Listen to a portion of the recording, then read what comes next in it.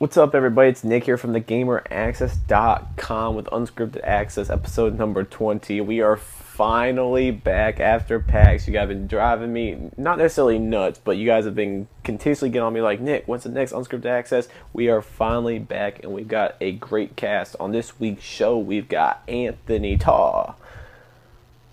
What's up, everybody? Bridget Sexton. Hi, guys. Emily Royce. Hey everyone. And Bronson Fiore. Go Broncos. Oh my God, Bronson, I'm going to slap you virtually over TeamSpeak. But anyways, I'm moving on to the gaming side of things. Screw football. Football has no part of this week's show. So we are back from PAX. So unfortunately, we did not have the whole staff out there. I wish that was the case, but things didn't quite pan out. But three of us were there. I was there, Bronson was there, and so was Emily. I think we all had a great time. It was the shit. Yeah, I mean, let's go and start off like general impressions of like how PAX was. I'll start because the thing is, this was my first PAX Prime. I've been to E3 and nothing has anything on E3. I'll make that clear. E3 is the best event to go to. But it was at PAX East earlier this year, and PAX Prime trumped PAX East. PAX East was fun. Don't get me wrong, I had a blast. But I was kind of disappointed with how small it was. PAX Prime's about double the size, and I'm a big fan of the larger events. I felt like after PAX East, like halfway through day 2, we had seen everything, and it's like, okay, we've still got another day and a half. Whereas PAX Prime, yes, I was kind of able to see everything and interview the people that we wanted to and play the things that I wanted to in those 3 days. But it's still like, I wouldn't have even minded an extra day. And the crazy thing was, now I don't know if this is announced or confirmed, it might be some inside information, you don't know. But when I was going to the Konami party, which we'll get into later, the PR rep told me that for PAX Prime next year, they confirmed that it's going to be 4 days instead of 3. Oh, yes. So I'll need to look into whether that's official or not, but she said that it's official that PAX Prime next year will be 4 days instead of 3, so that's pretty awesome. As far as the media side of things, like the media, like I said, 3 days is all you really need, but I really think it's awesome for the attendees because we were going to see Borderlands 2, and of course we had our appointment or whatever, and we get to play Borderlands 2, and one of the questions the guy asked is like, how long did everyone wait? And we kept our mouths shut because we waited 2 minutes. And people are like, 4 hours. And I'm like, holy shit, you waited 4 hours? Convention Center is only open 8. So it's like you spent half of your day to play one game. Pretty insane. No, best fucking line story ever is the Gearbox panel. Now, every year, Gearbox does a panel and gives out something awesome for free. Last year, they gave out Borderlands 2 for free. That means everybody who was at PAX 2011 Gearbox panel is going to get a copy of Borderlands 2 in the mail day 1. That's awesome. I heard at their panel this year they gave out free season passes. They gave out the season pass for the DLC and some Avatar item stuff. That's cool. Alien vs. Predator. So that was really cool of them. But yeah, the line for that shit started at 11:30 in the morning. I know because the roommate I was staying with, one of them anyway, and my friend Quinn both went to that. Like, we get done with Dance Central, and they're like, we're going to the Gearbox panel, and I'm like, it's 12 o'clock, it doesn't until 4. You know, like, holy shit. You know, so, like, and it's obviously because they give out free awesome stuff that people can line up for that so early, but god damn. Yeah, they have a limit. They do. They cap it at a certain point. I think the line for that capped out at... I believe, 30 minutes before it started. So... Yeah. Well, they were off doing that, which is fine if you want to spend time doing that. That's cool. But I chose to... In the time that they got to see that and get their season pass, I went and saw, like, every major game on the show floor. I hope they told people that were past a certain point, basically you're wasting your time if you they do. this person in line. They absolutely do that. The Double Fine panel, I wanted to go see that, but I got there too late, and they're like, "Nah, dude, capped off. Sorry, go find something else to do." So yeah. The one thing I really love about PAX is it really shows off the gamer community and how awesome it can be. Like, gamers get a lot of negative press and fat losers, nerds, blah blah blah, whatever, jerk off saying shit.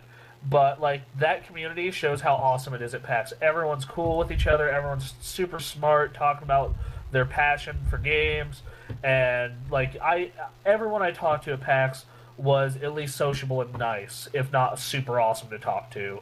It all started with our awesome roommates. So thank you guys. Yeah, so that's something I want to head into, since this is kind of awesome, because when you go to an event like PAX, you have three groups of people. You have, of course, your exhibitors, the guys that are working the booths. Then you got the attendees, the people that pay for their badges, and they're just true gamers going there to experience the event. And then you've got the media, and we've got all three of us were in separate groups. We had Emily, she was working the War Gaming booth. I was doing the media, and Bronze was there as an attendee. And I'll let them speak on kind of their experiences, because I'm sure we've got completely different experiences on PAX. I personally, and I may be wrong, I do want to experience PAX as I don't know, because the thing is with me, it's like I look at what's involved with being an attendee and an exhibitor, and it's like I don't know if I could do either one, just because you have an attendee where you're having to wait in line for stuff, and you don't get access to near as much, and it's like I don't know if I like that. I mean, yes, the media, you are technically working. I mean, I wouldn't even call it work because I have a blast doing it, but you get to play games. You don't have to wait in line. You get to speak to the people who made the games, speak to the PR people, meet all these awesome people. You get to skip all the lines. You get access to stuff that other people don't. You get to go to some of the parties that the other people don't. Like, overall, it's just incredible. I'm not going to go too much into the media side, just because you guys know. I mean, I've done it several times. I've told you guys on several podcasts what I was involved. But pretty much, you have a meeting, you have a schedule, you hit your meetings, you do your interview, play the game, and I get back to the hotel, I edit it, put the videos up, get a couple of interviews up, head out for the night, go to whatever party's going on, get back, sleep, wake up early in the morning, and do the same thing over and over and over again. I love it. Some people, it may not be fit out for people, because for some people, they might be looking at it as work. Like I said, I thoroughly enjoy myself. But I'm going to let Bronson and Emily kind of go into their experiences, because I know their experiences are completely different than mine.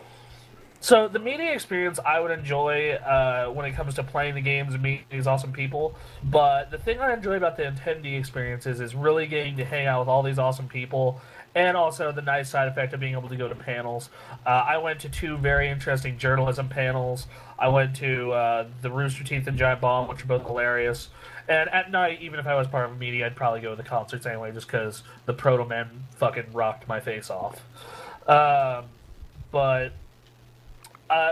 the thing, like, waiting in line, kind of a bummer, but not really that much, because you get to talk to people, and in the case of at least half the people there, they have a 3DS with Street Pass, which at this point, with how popular it's getting, I think that should be like a requirement to come into PAX.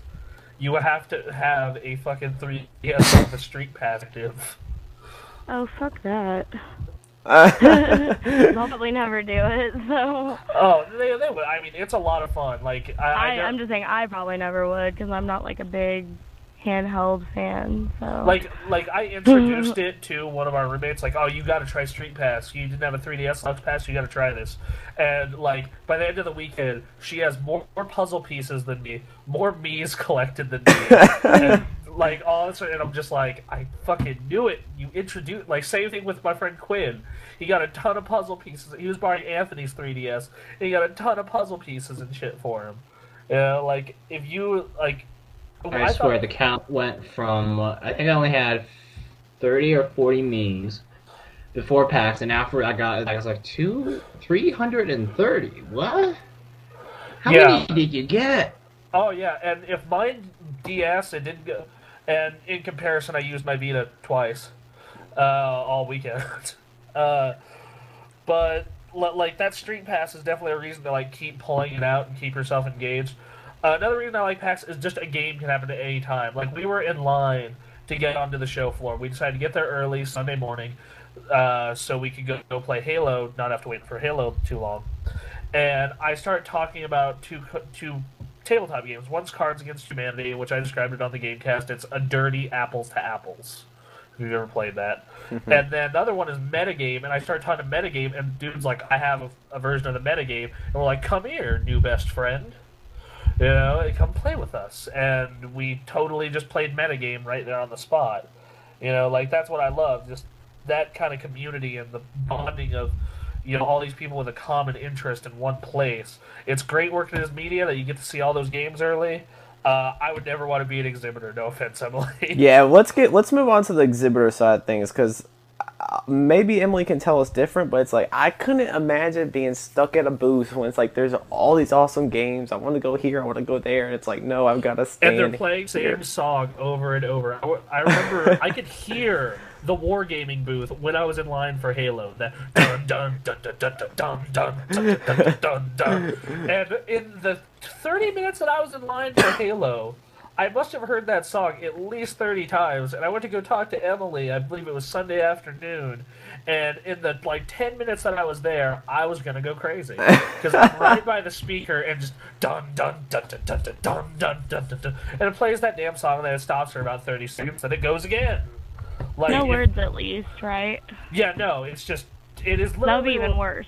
It is literally what I just said. Dun dun dun dun dun, dun. Louder and louder and louder again. I honestly didn't notice until you brought it up, and then it bothered me the entire time. You ruined it, Bronson. I was doing fine until it was up. Yeah, well, I mean, I noticed sounds and like that. Like when I was in line for Halo at first, I was kind of headbanging to it, kind of getting into it. But after the first 5 times, I'm like, okay, that shit's getting old. They need to turn that off. Yeah. Yeah. But anyway, let's hear about the exhibitor experience, because I could talk about... Oh, yes, I said I'd do this. Shout out to our 2 awesome roommates who made PAX even more enjoyable. Emily and Brandon Holslander, you're both fucking awesome. Well, for the exhibitors, it honestly wasn't that bad, because there were some really good perks to being an exhibitor, whereas being media and attendee was a bit different. Yeah, I didn't get to go and play a lot of the games, and it was kind of a tease being next to all those booths and watching everyone play them, and Far Cry was right across from us, and I got to sneak in and play when we were doing our raffle, and that was a cool thing because the exhibitors get that we can't sneak off and do that kind of stuff. We have to stay at those booths, so the other exhibitors are gonna feel you on that, and so you get perks that even media don't get.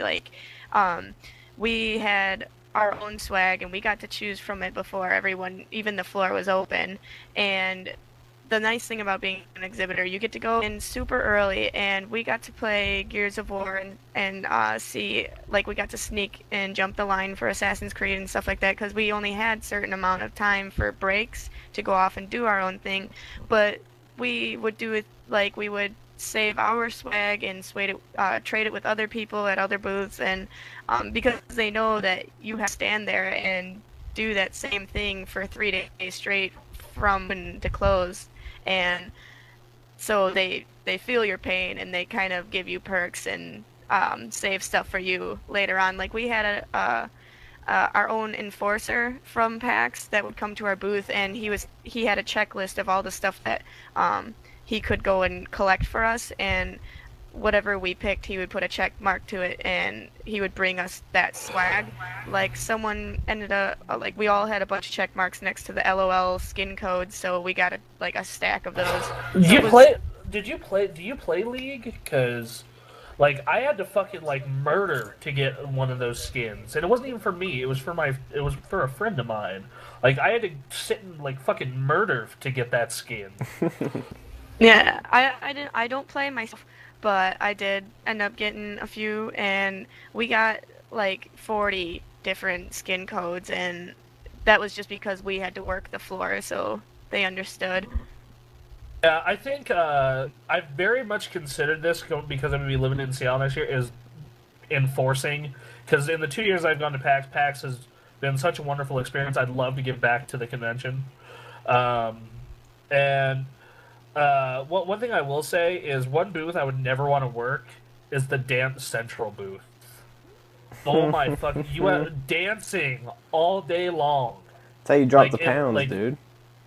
Oh, I mean, we've proved that actually works if you continue with it. And I actually have been doing that. I'm down to 250. But that would be one. You have to dance all day Like that just sounds like a nightmare. I will say this: I'm really not as much concerned with swag when I go to a couple specific items that I look for, and most of them are beta codes. Um, like I usually just buy the crap I want to get, which. Though this year, I actually ended up having a bunch of extra cash at the end of like the last day, and I just went crazy on T-shirts. I came home with a bag just stuffed with new T-shirts, like Persona, Catherine, Red versus Blue, extra like all these T-shirts crammed in this bag. Mainly because Pink Gorilla was lame this year and have a bunch of awesome figures for me to buy. Yeah, that's interesting to hear on the exhibitor thing. It's like kind of the exhibitors work together because like you understand each other's pain. And it's like hooking each other up. That's pretty cool. It also I can understand the whole getting in early as well and having to avoid that rush getting in there. Luckily on Sunday we avoided that they just let because you guys in early, yeah, and I've learned from now on, this is one thing I really learned is from now on when it comes to PAX, I'm always going to make sure to schedule a meeting before the convention center opens because then you have an enforcer escort you onto the floor and we're like we can walk around without having to breathe what someone ate, smell what someone ate for breakfast. It's like this is freaking awesome. I know for me, I know one thing that I learned from this year was anything that involves Game and Tycho, because we thought, we'd be able to line up for the signing 30 minutes beforehand. Not going to happen. Never going to happen. You have to be there like 2 hours in advance if you want to be there for the Penny Arcade guys. It was nuts. Yeah, so I mean, I learned a lot, and like I said, I will be sure next PAX, I'll be like, yeah, so what time you like a meeting? The earliest possible, before the convention center opens, if that's possible. That way I can get on the convention center before everyone, because like, trying to walk in when everyone walks in, it's like, I'm not claustrophobic, but at the same time, it's like, I like to have my space, you know? So, I didn't quite like that because PAX Prime was packed compared to PAX East. I think PAX East wasn't that packed because one, it's East Coast, and two, it was over Easter weekend. It was over Easter weekend, so it's like, and it didn't sell out. PAX East didn't sell out. PAX Prime, and also I think a reason PAX Prime was more packed than normal is there's no BlizzCon this year, so what normally people would have to, it would split the difference. This year PAX sold out in fucking 48 hours, and the 6 hour and the 3-day badges were gone in like 6. So like this year, I would not be surprised if they added 2 more buildings to PAX this year. Last year, the Hyatt and the Red Lion were not involved, and they added those 2 floors to the show. So it gets bigger every year. I mean, at this rate, they might as well out the entire city of Seattle. Pretty much. I mean, they have PAX banners everywhere, and people know what PAX is. Like, I remember we were walking, I can't remember where we were walking. I think we were going to we were about to take a cab to the Fragdolls party, and some dude came up to us. He's like, "You guys here for that PAX convention?" I'm like, "Yeah," and I'm like, "Why?" He's like, "I heard it's really awesome. You got any extra badges?" And I'm like, "No." It's like there's people like buying and selling badges right outside the convention center, and like the whole city of Seattle goes nuts. And outside the convention center at night, you have like there's one night, it was the night we were going to the Fragdolls, and they had dancing zombies outside of the convention center. Those guys are so cool. They're there every year. No, another really good one I saw is, you guys know the engineer from Fortress 2, right?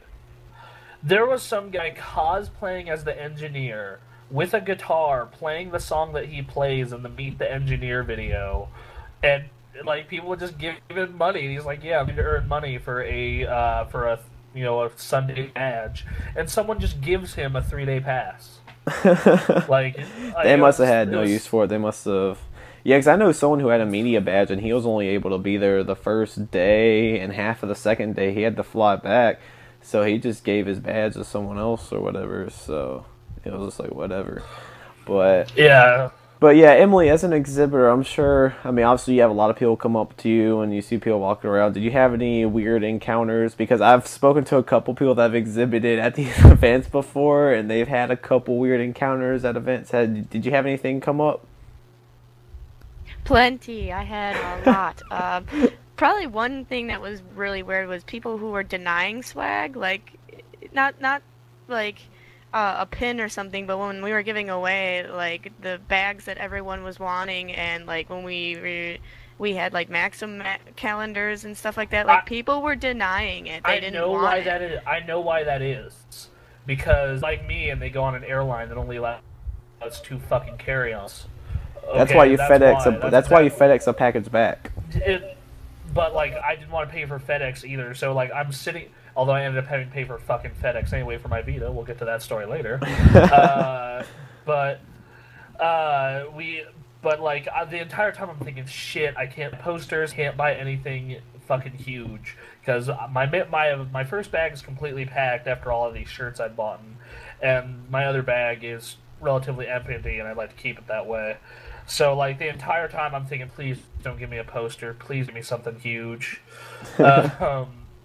You know, I mean, we were giving the game away free, and we were giving codes and stuff out for the game for people who already had the game, and there were people who were coming back, like they thought they were being slick and like sneaking by again and grabbing another code, and then they would walk by again like they weren't at that booth, like looking at it like they just saw the booth and they were getting more codes and stuff. But then there was like a few that were kind of interesting with the raffle. Like one guy, he had to make a point to say like he couldn't make it to the raffle, but he's like, I think I'd really like to go, but I want to beat the rush out of here, you know, and I do want to be here. And I was like, you don't have to go to the like that ticket was free. You didn't pay for that. Like we don't. Right. You know, it was totally up to you. You didn't have to make up an excuse. Yeah. Like he was like making an excuse to not be able to be there, and I was like, you don't have. It's completely up to you. That ticket was free. I know one piece of swag that was fucking hilarious to watch is they did this at East also, and that was the people getting mohawks and spikes for Far Cry. Yes, 3. they were doing it at PAX and East. The funny thing is, my friend McKenna, her boyfriend. Shout out to McKenna and Bear, by the way. That's his nickname, Bear. Bear went from long hair, kind of shaggy long hair, to straight up fucking mohawk and Far Cry 3 painted on the side of his head. Yeah, they were doing mohawks and tattoos at they were doing real tattoos at PAX East, and there's someone that offered me. So I had someone offer me $100 to get a mohawk, and I was like, dude, hell no. There's no way.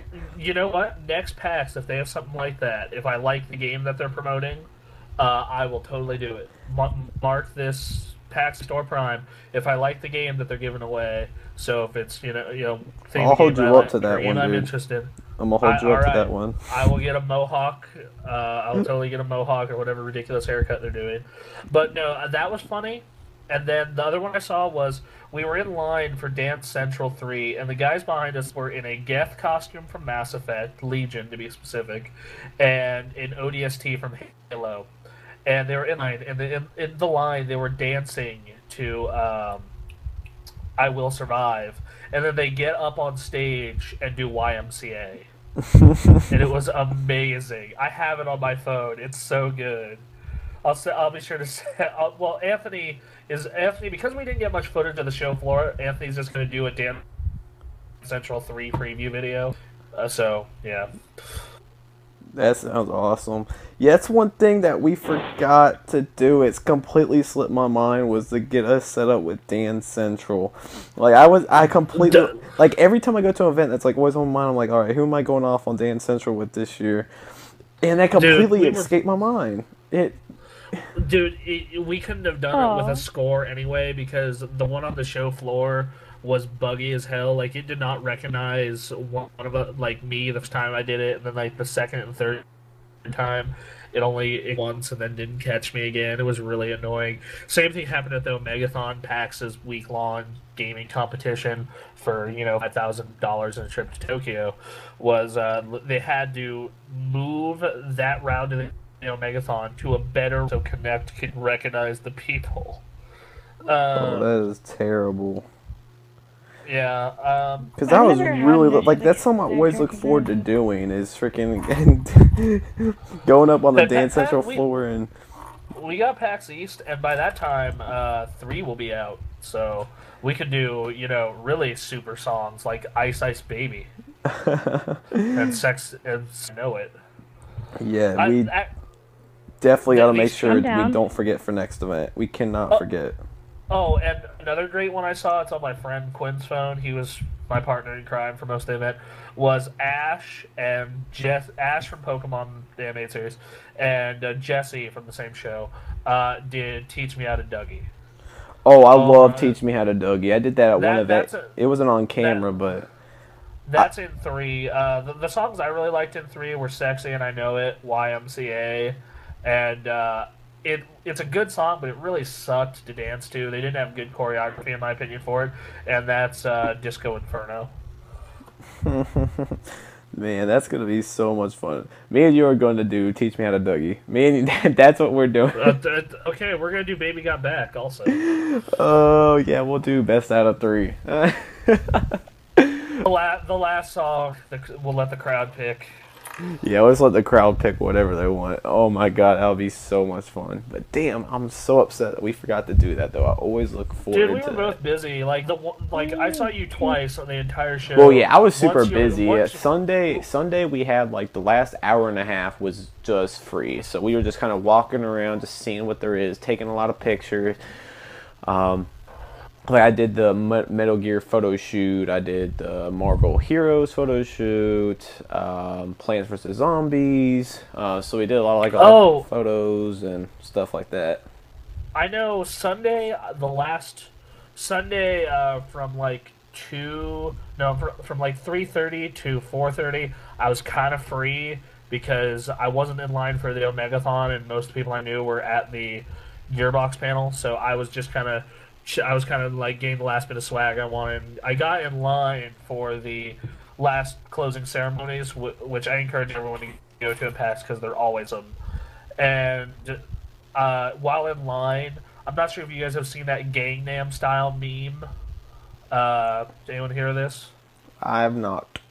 You showed me that video. Okay, well, I sent Flash Mob. Yeah, I sent Bridget the video. They did a flash mob of this music video called Gangnam Style. It's become a huge meme, and it was awesome. And I actually know one of the guys in the video is the one wearing the kilt. Yeah, PAX, it was a lot of fun. And we're going to get into like the parties and we'll let Bronx get to the concerts. But before we do that, unfortunately, well, Emily, she got to play some stuff. If you guys could pick one game that you guys played at PAX, what was your favorite game? I'm definitely gonna go with God of War Ascension. I played God of War Ascension, and people know how much of a God of War fan I am. I'm stoked for it. My two most anticipated games for next year are God of War Ascension and The Last of Us. They had The Last of Us there, but they were just showing a private demo, which was the same private demo they showed at E3, and it was a hands-on, so I technically can't count that. But I loved Borderlands 2. Far Cry 3 surprised me. I played Far Cry 3 at PAX East and E3, but I really fell in love with it at PAX Prime. But my game of the show for me that I got to play was definitely God of War Ascension. What about you guys? Let's see. For me, I'd probably have to say Halo 4, though I really did enjoy Dance Central, of course. And I also played this indie game that's already out, actually. It's called Vessel. That was really cool. But if you made me pick, I'd definitely have to say Halo 4. In fact, when I got to demo it, it might as well have just been a two-person, because me and this other guy are both competitive Halo players. Both did MLG, all that fun stuff, and the final score was 300 to 295.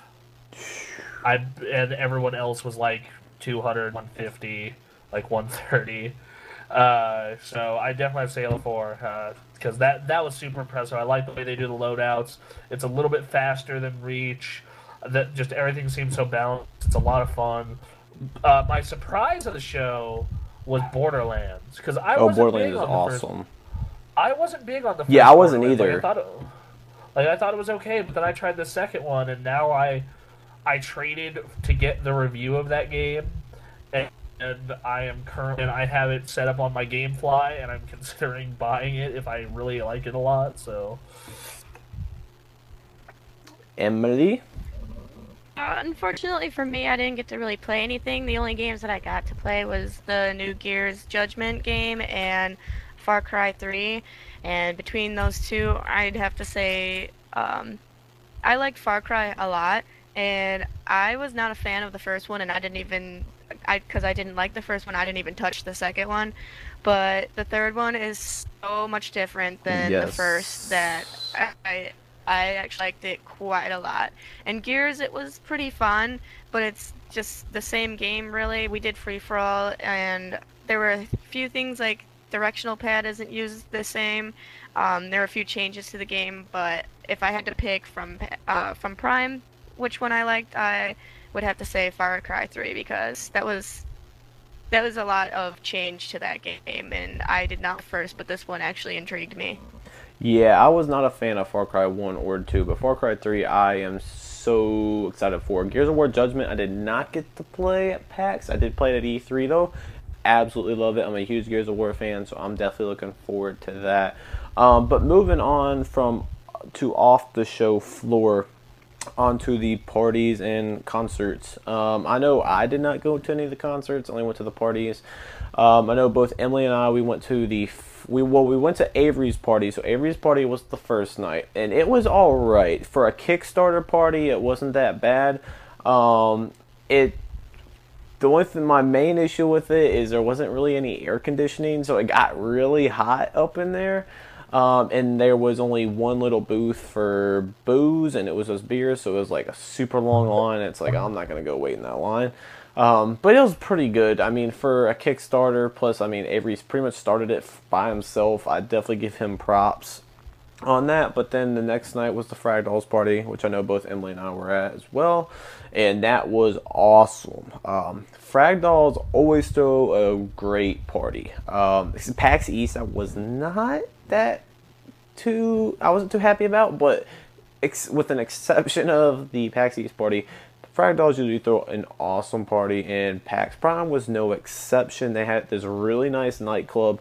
When I saw the nightclub from the outside, I was like, holy crap, it's going to be way too small, but you get in there, and there was plenty of room. They had the VIP decks, and it was open bar. They had plenty of bartenders, so it was really fun. I mean, Emily, what was your experience with the Frag Dolls party? The Frag Dolls party, because I had to stick to my booth the entire time, that's where I actually got to finally meet, like, everyone that I got in contact with before. And I have to say that party was awesome. The bar was pretty interesting how it was set up, because it wasn't a big open bar. It was a bunch of, like, chambers, like, different bars you could go into, which was really pretty cool. And they had one area that was dedicated, like, to Assassin's Creed, and they had the DJ, and he had the monitor above him that kept playing the trailer and stuff like that. So that was really cool, and I loved the theme of the party. And I'm still actually wearing the wristband from the Frag Dolls party. You're still wearing it? Oh my god! I know for me, not on the show floor. I want to talk. I know this isn't in order, but I'm gonna talk about this party because it was so fucking bad. It was the Square Enix one. Square Enix was hosting this event for Final Fantasy 25th anniversary, and they're going to reveal their new game. And the way they sucker you in is with the raffle and the open bar. Which, raffle, okay, fine, whatever. Didn't win anything, but obviously with that many people. And, yeah, it was really the open bar that sucking people in. And the open bar. If you want a successful party, have an open bar.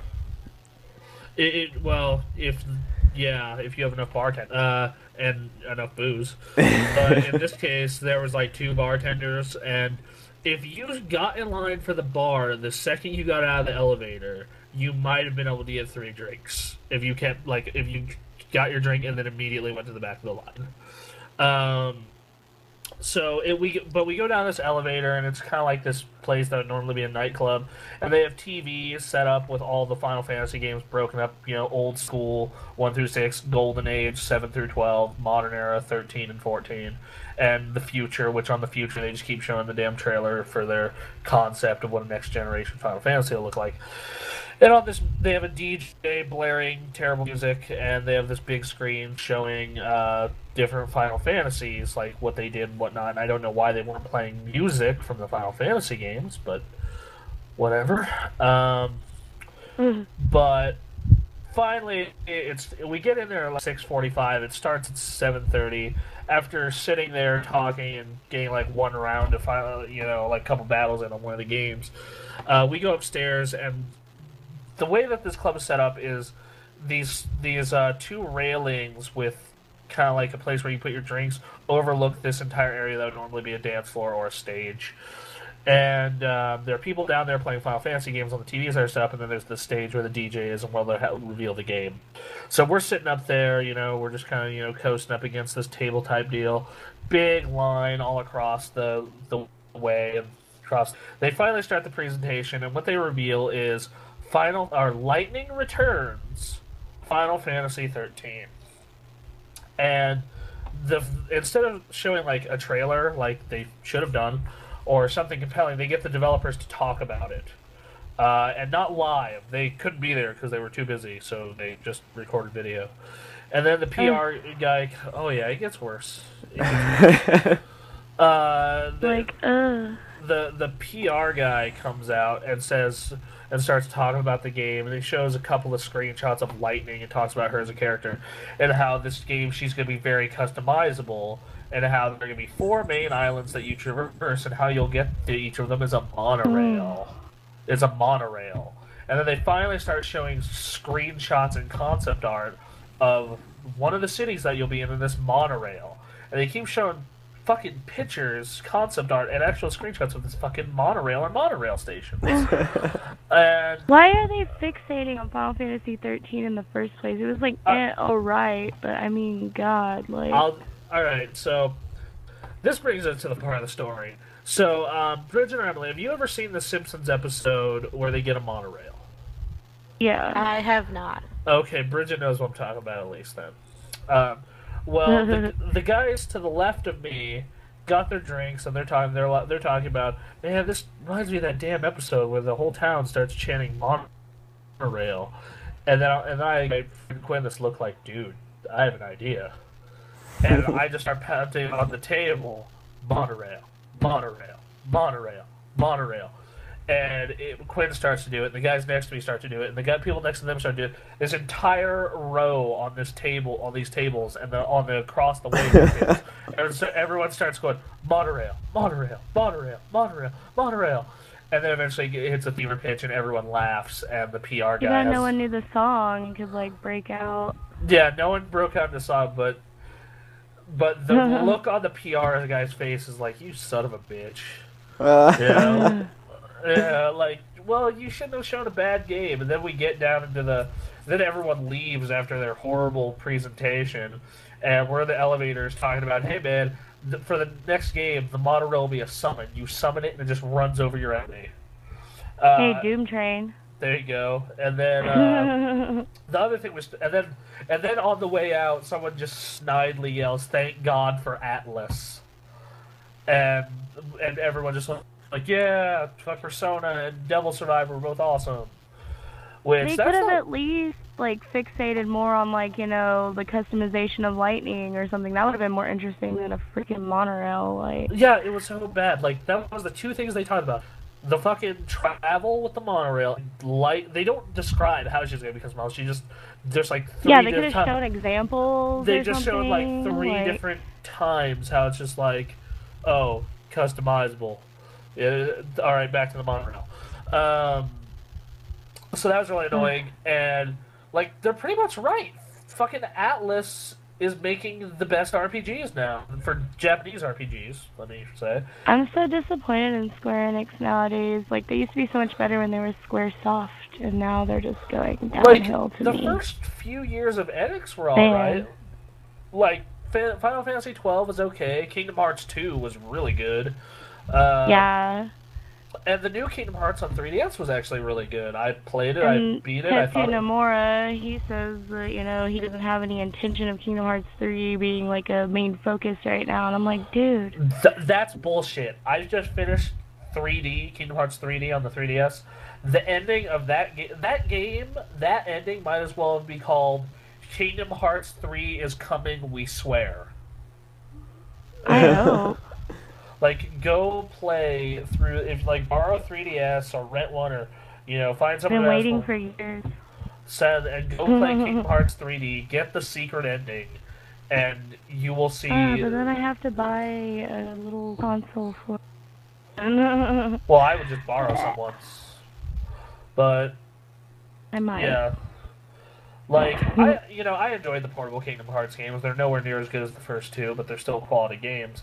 It's just really irritating when just everyone's waiting for 3 and they refuse to do it. Yeah. The other things I went to on Friday, I'm just going to go real quick. Rooster Teeth panel, really funny, talking shit about the Seattle Mariners, which that was funny as hell. And the Rooster Teeth won this competition where on iTunes that everyone vote for the best gaming podcast. First place was Rooster Teeth with like 20,000. The Drunk Tank podcast. And then the second place was, which is my favorite podcast, not including the ones that I appear on, is the Giant Bombcast with like 500. And Gus Sorolla of Rooster Teeth yells, "Suck it, Gerstmann." And during the Giant Bomb panels, during their Q&A, someone says, what are your comments concerning this Rooster Teeth thing? And Jeff Gerstmann's response is, "What's a Rooster Teeth?" Burn. Yeah, and he's like, "Yeah, we don't have time to go spamming people to go vote for some popularity contests. We got better stuff to do." Which that was pretty funny. And then, of course, my friend Quinn and I just escalate. My friend Quinn and I decided to go escalate this by telling them at the Rooster Teeth fucking booth about that. So yeah, that was, and then went to the concerts. The first night of concerts, missed the VGO and Sam Hart because I was at the Giant Bomb panel, but I watched them online. Both were very good. Sam Hart probably wouldn't be worth seeing. VGO, definitely a good show. Didn't play some of the songs I wanted, but oh well. And then Super Commuter, which was solid. I know no one here listens to nerdcore music. I know, I'm the only one. But I watched the documentary once. yeah, the one on Netflix about Front a lot. Yep. Yeah. But I know no one besides me listens to nerdcore. But one of my favorite nerdcore artists is Beefy. He's a nerdcore rap artist. And he went on stage and performed with Super Commuter, and that got me super hyped up. But the real show Friday night, the one that everyone was there for, was this rock band called the Proto Men. If you like rock music of any kind, go listen to the fucking Proto Men. They were an amazing live show. They were fucking fantastic. And the best part about the Proto Men was I was about 5 feet away from the speaker that all the shit was going through. Like, it was great. Your head was probably ringing the next day, though. Oh, dude, and my neck hurt from headbanging so much. It was You fucking... were that guy. It was fucking awesome. No, dude, it was great. Yeah. So, moving forward. What non-show stuff did you experience Saturday? Yeah, so moving on to the next day, I went to the Konami party, which was actually pretty nice. I was at the Hard Rock in Seattle, and they had their little VIP area or whatever, and that's where they had the party at. So, I mean, open bar and good social gathering, and then people started a dance floor, and things got nuts, and then Kojima hit the stage, and like the whole party froze. I'm like, holy shit, there's Kojima. So they brought up Kojima on the stage, and then he got his 25th anniversary cake for Metal Gear Solid, and then they handed out pieces of cake. It was awesome. Met up with a ton of people at the Konami event that I hadn't seen. They're on the show floor. They weren't at the Fragles party, so I saw a ton of people. Because the thing was, the first night they had so many parties that night. I mean, they had Curse, which I heard was terrible, so I'm glad I didn't go there. The Hawken party, which I actually heard was really good. The Fragdolls party. I mean, they had so many parties going on that night, so people like dispersed all over the place. We were planning on club hopping, but we went to the Fragdolls and just kind of stayed at that for the rest of the night. But then we went to the Konami party the next day. But yeah, what's the question? Was the dude that cosplayed as Solid Snake with the box running around? Because I saw him in some pictures. I did not see him. But because I heard he was there. Oh, yes. I remember, yes, like he was there. I met him, and he was really cool. That guy was pretty He rad. was at the party. But yeah, Cliffy B was there, so I talked to Cliffy B for a little bit. And like I said, Kojima was there, so everyone was like going nuts. They're like, Kojima, Kojima, Kojima. Everyone's going crazy. And it was fun. Big shout out to Brandon. He's the PR guy for Konami. He's the coolest freaking PR dude I've ever met in my life. There's some PR people I've known for like 2 or 3 years, and I'm like, yeah, we're cool, whatever. But this dude knows how to party. I tweeted out a picture. We're holding off a sign that says "Cut us off now," because it's like the party's coming to an end, and like we obviously had a lot of fun or whatever. And it's like, all right, we gotta go. He's like, no, we gotta get a picture real quick, and I'm like, all right, whatever. So we're standing there. He pulled out the sign that says "Cut us off now." I'm like, oh god, this is awesome. So we get a picture or whatever, and they were also doing these flip books. And I might record it and like me flipping it and put it up on the site. These flip books. Rachel posted those on her YouTube. Those were awesome. So you saw? Did you see the one that I was in? I don't think I did see that one. But it was her video. Yeah, her video. I was in the third one, the last one. But yeah. So they had like all this like random attire and like guns and stuff like that. And they're like, all right, you got 5 seconds. So they press record and like you would just move, and they made flip books out of it. It was awesome. So I got a flip book. It was me, Rachel, and then some other guy that I know, and we did that. So that was cool. Yeah, so that's how that went. But Emily, what'd you do Saturday night? That was the Minecraft party, wasn't it? Yeah. Yeah. So how'd the Minecraft party go? I heard that was insane.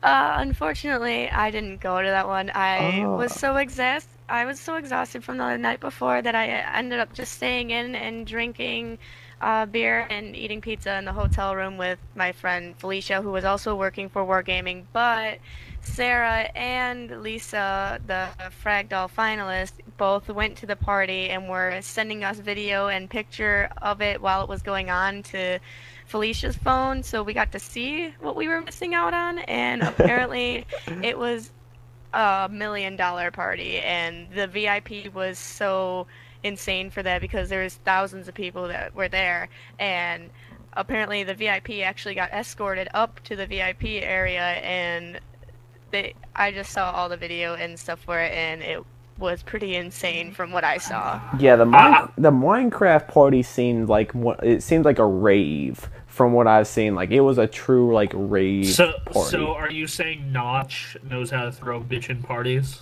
Apparently, because like, everyone was there. Do you hear about the sexual assault that went on there?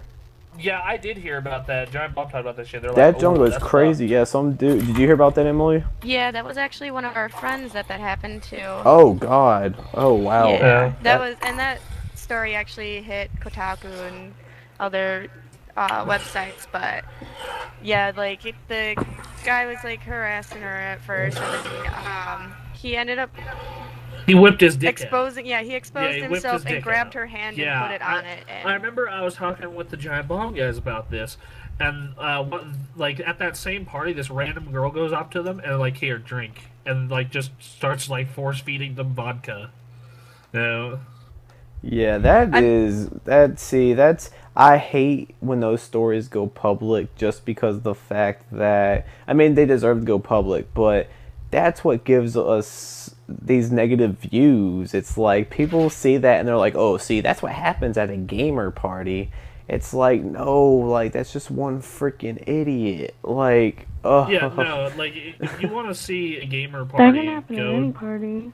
Yeah, like first off, that could happen at a party. I live in Reno, Nevada. Well, yeah, I mean, you don't gotta tell me that. I'm talking about you get people from the outside. I mean, Sarah actually has a photo of people having sex underneath the staircase at the Minecraft party. Oh my! Dude, oh my god!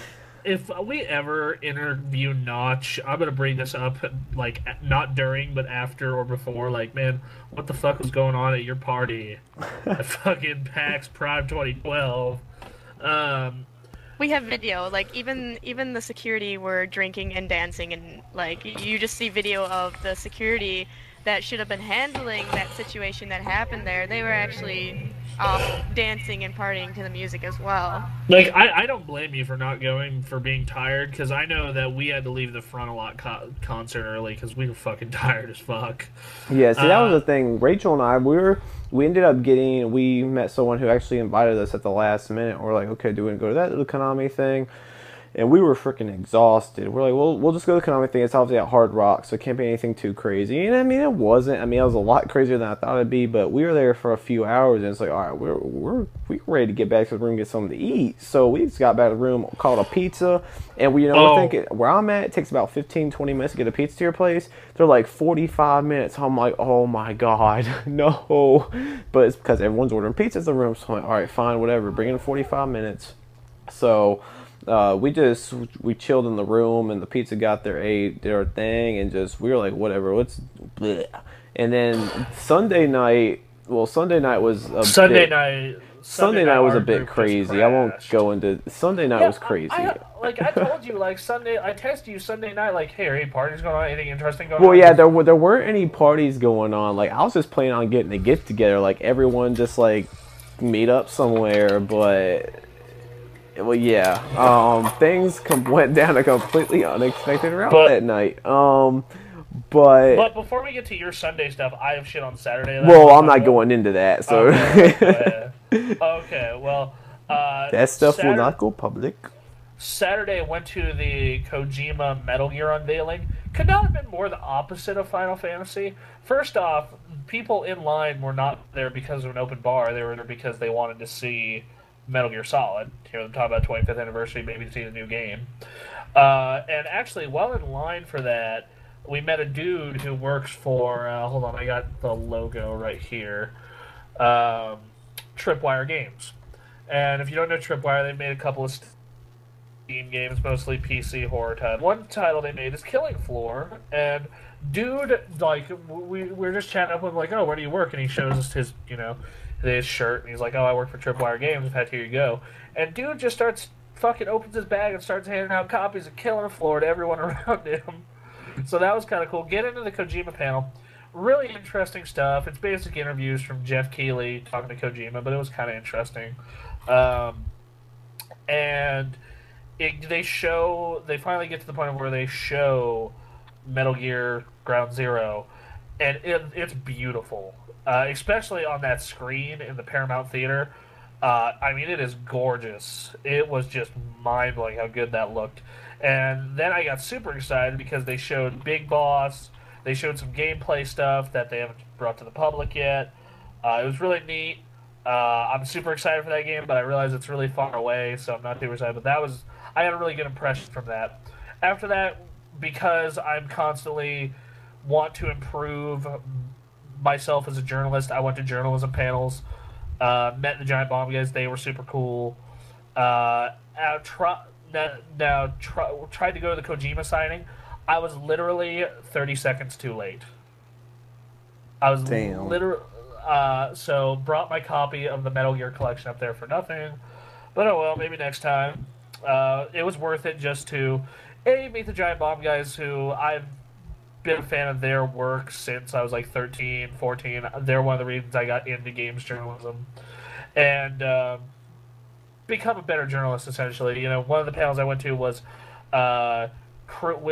basically the topic was criticism versus a consumer review and what our job is as game journalists. And as game journalists, I kind of agree with what they said. Our job is consumer advice before all else. It's still an opinion piece, but criticism is something different altogether versus just the consumer advice. Is this game good? Is it bad? Why is it good or bad? After that, we went to get something to eat with my friend Quinn, and then we went to the concerts with Paul and Storm. If you're not aware of who Paul and Storm are, they're a comedy kind of folk duo, and they do a bunch of comedic songs, and one of their songs is about their most famous song is a song about pirates that's a pun on the word seaman. And then they were good. Jonathan Colton was good also. From what I saw of Front a Lot, it was okay, but by the time Front a Lot came on, myself, my friend Quinn, and one of the people we were staying with were so exhausted. We were kind of just hanging out in the lobby and listening to the music, like, dead. I try and I paid. This is what I hate about the Paramount Theater: $6 for a Pepsi. $6 for a Pepsi. Holy shit!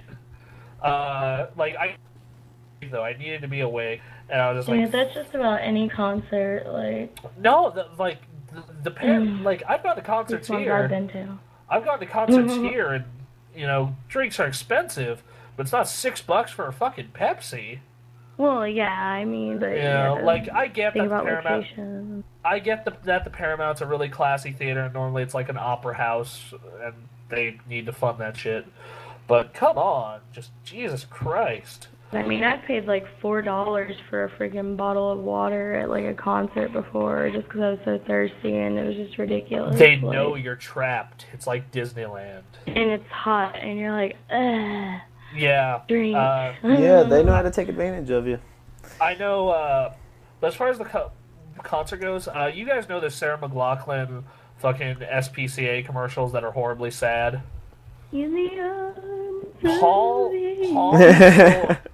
Paul and Storm found a way to make those hilarious. Yeah,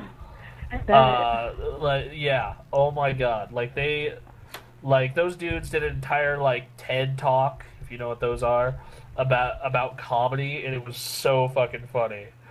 They also performed Rocket Man because Neil Armstrong died, and they got Hank Green, Jonathan Colton, and MC Frontalot to come out and help them with it.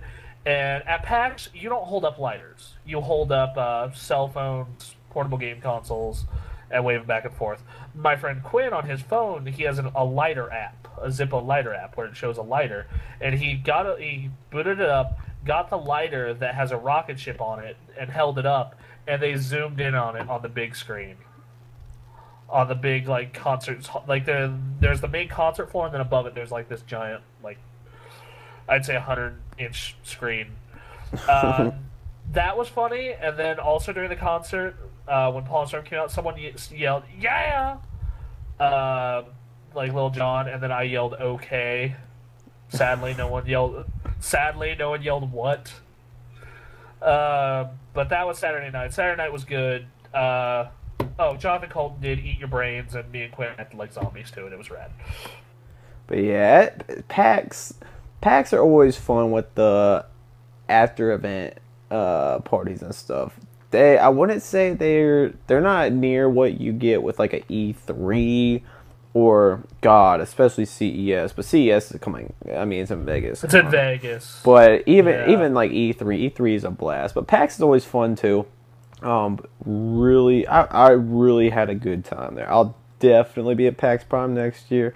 I'll definitely be at PAX East, even though PAX East is considerably smaller. I'll definitely be at PAX East.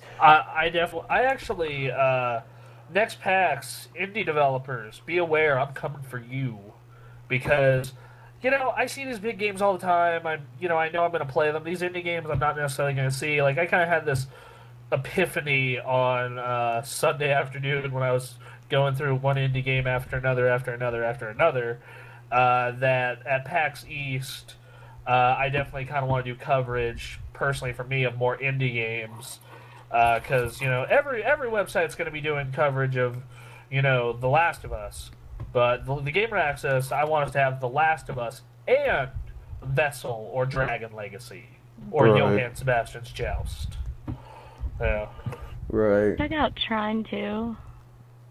It was what it was called. Rachel is a huge Trine fan, so we went to the Trine booth, and Trine 2 was there. I'm not into it, but it's pretty. I'm just not really into side scrolling. Yeah, she's in the Trine. Then really what was the other game? Torchlight. Really into Torchlight. Torchlight is fun as fuck, dude. I love the first Torchlight.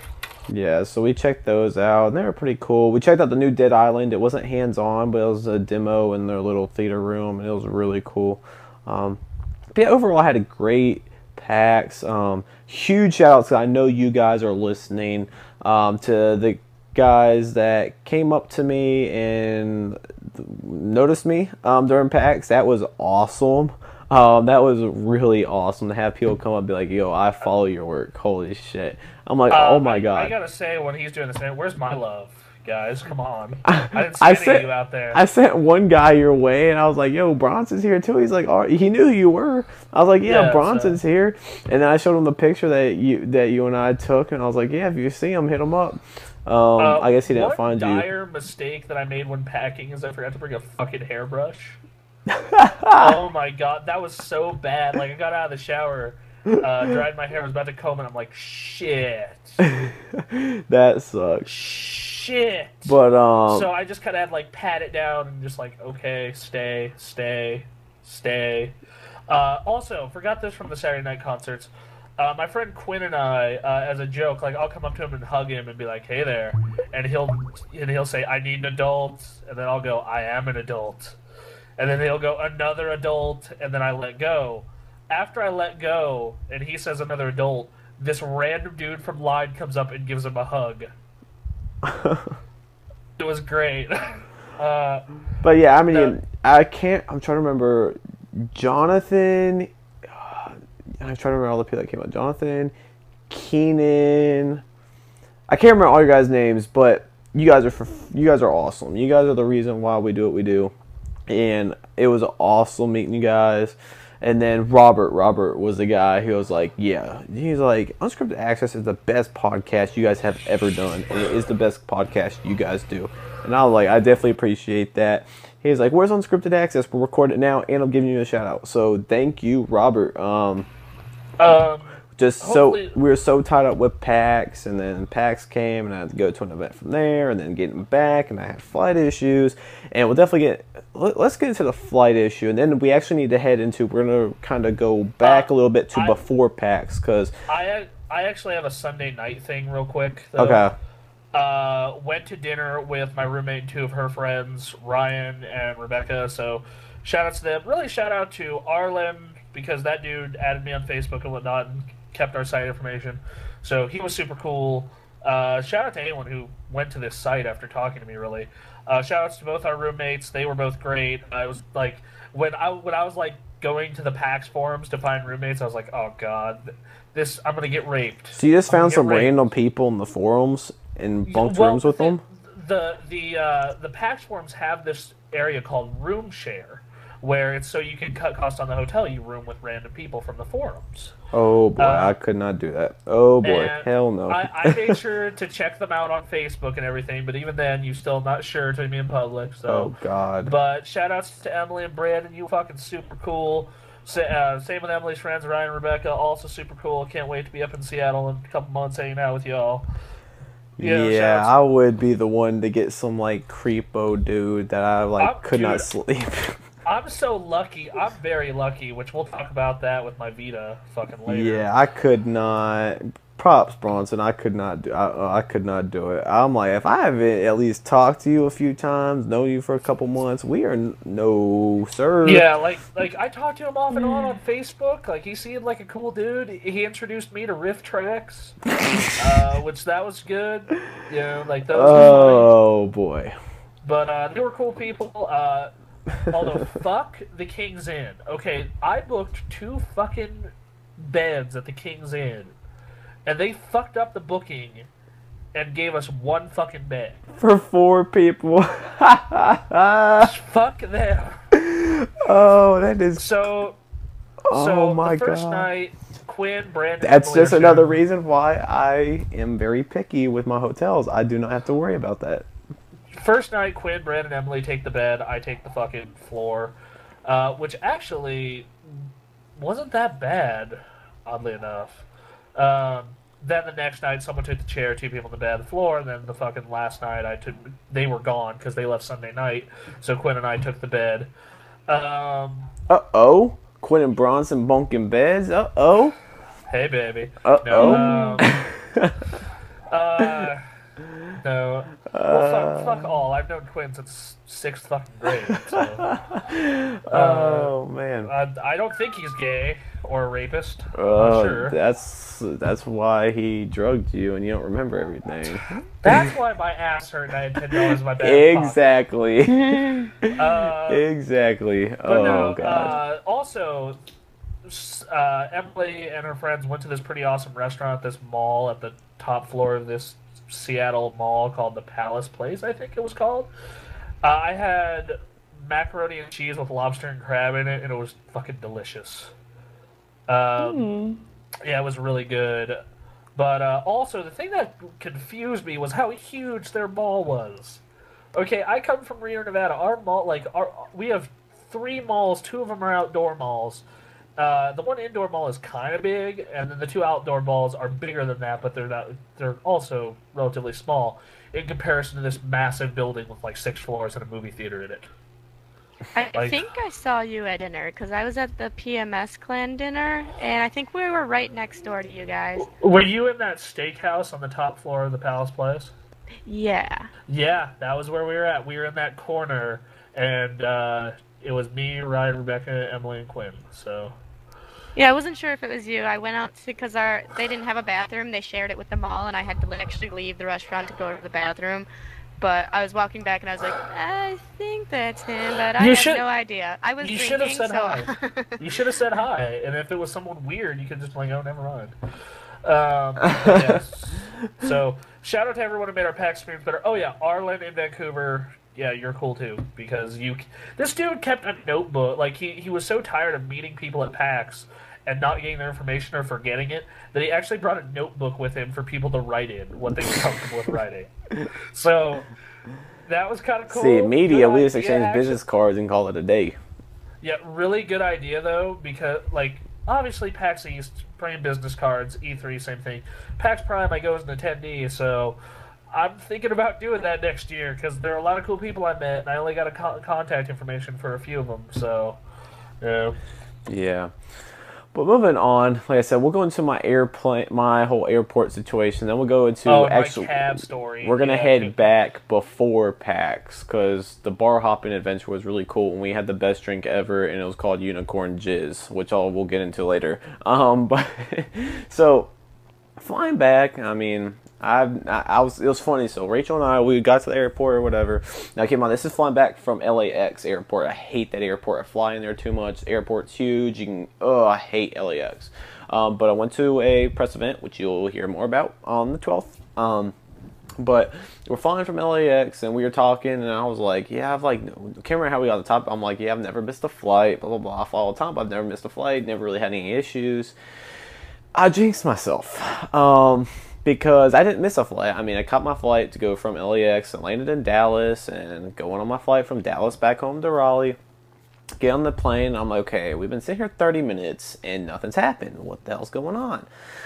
They get over the intercom. Flight's been canceled because of issues with the plane, blah, blah, blah. I'm like, oh, shit. I was like, no. So we get off the plane, they're like, well, we'll go ahead and get you guys on the next flight. You guys will be back home soon. I'm like, all right, cool. So, about 10 minutes later, they're like, all right, we got more bad news. There's no other flights. And I'm like, you have got to be kidding me. Keep in mind, I needed to be home that night because that's something I needed to do. And I was pissed. So, what do? I go on Twitter. And I'm like, I can't remember exactly what I said, but I'm like, great job. And I mentioned at American Air, because that's who I was flying, American Airlines. And I was like, I was supposed to be home, but now I can't make it. You canceled the flight. You got any new flights? Now I'm stuck in the Dallas airport. Like, screw you guys. Well, I didn't say screw you guys, but it was kind of along those lines. So I tweeted out, and I'm like, okay, great. What am I going to do for the next few hours? I mean, I knew someone that lived an hour away from Dallas, but I didn't want him to drive like an hour to the airport. So I was like, fuck, what am I going to do in this airport the rest of the day and the night? So I tweet that out, and then I see people replying, retweeting it. I'm like, okay, cool. And about 20 minutes after I tweet it out, I get a reply back from their Twitter account. And they're like, oh, DM us. We'll get it resolved, blah, blah, blah. I'm like, yeah, right. So we start DMing, exchange information, whatever. And then about 10 minutes after that, they're like, can we have Mr. McCandless to whatever gate it was at the check-in desk? And I'm like, holy shit, what did I start? So start walking, I go to the desk. And I'm like, okay, they called me over here. And they're like, oh, yeah, you're supposed to talk to Bob. And I'm like, Bob. And he's right there. He's like, hey, my name is Bob, blah, blah, because they're service manager for American Airlines at DFW Airport, blah, blah, blah, blah, blah. He's like, we're going to make sure you get home tonight and blah, blah, blah. We'll make sure we take care of you. We saw your tweet on Twitter. We apologize for everything. I'm like, okay, yeah, we'll see what happens. I was like, you say you're going to do this, but there's no other flights to RDU, so yeah, whatever. So, long story short, he ends up buying me dinner. He gives me money to go buy dinner or whatever. He's like, go get yourself to eat. I'll figure something out. So I eat whatever. He gives me a call back, and he's like, Nick, I got something for you. And I'm like, you do? He's like, yeah, man, come over to the check-in, and I'll walk you through the whole thing. So I'm like, all right, cool. So I go over there, and he's like, look, we're going to fly you to Charlotte, and then we've got a late flight from Charlotte back home. I'm like, okay, well, what time's that going to get me home at? He's like, it'll get you home about 2:30 in the morning. I'm like, shit. But I had no choice. Either catch that flight or be stuck in the airport all night. So I was like, fine, I'll do it, whatever. So whatever, I take my flight, go into Charlotte. He's like, oh, I got tickets for you. I'm like, all right, cool. He's like, they're first class. I'm like, okay, cool, that's what's up. So I ended up getting first class flights to Charlotte, and then from Charlotte back home to Raleigh. So I thought that was pretty cool. Got free dinner. Guy was really apologetic. Guy was really cool, whatever. So it's crazy what can happen over Twitter. So the moral of the story is, if you get pissed off or screwed over by your airline, go on Twitter, mention them, and get pissed off. Because it worked for me, it can work for you. It works with you if you have a ton of followers. My story involves a cab company in my Vita. Okay, so we have to be at the airport at like 6:30 because our plane leaves at like 7, and that's if things go quickly. So we have to leave our hotel by like 5:05. And what ends up happening is I pack all my stuff up, and I got these new headphones. They're like $40 Plantronic headphones up at PAX that stereo headphones. I wanted some good headphones for the ride up because my Sony is, after so many years of use, are finally starting to fall apart. And I think, oh, dude, these things are I can't hear shit with these on, so Metal Gear on that plane would be awesome. Finally use my fucking Vita on this trip. And I put it in my back pocket to have it out for quick use. And I get out of the cab, don't realize it falls out of my back pocket. For some reason, I think I have it in my second bag. Go through security, go through all that crap. About to hop on the plane, figure I'll whip out my Vita. I open my carry-on bag, not there. I have a fucking panic attack in the worst way. Like, oh no. Let's see, that's a copy of Luminous, a 16 gig fucking memory stick, and a Vita. Altogether, that's like $340 before tax. Oh god. Oh god. And then I remember, oh dude, the cabbie called me to tell us he was outside the fucking hotel. Okay, maybe. Alright, I'll call him. And then he says, yes, he has it. And I'm like, oh, thank Christ, there is a God. And he's like, yeah, just call the company. And I fucking call the company, and they're like, yeah, we don't have it yet. Call the fucking cabbie. He says the shift ends at 3, so call around 4. I call around 4, they're like, okay, here's our information. Give that shit to FedEx, and just call us in the morning when they're coming. Wait till the next morning, call them up, have FedEx go out there and do their thing. And it got back to me last Thursday in perfect shape, actually.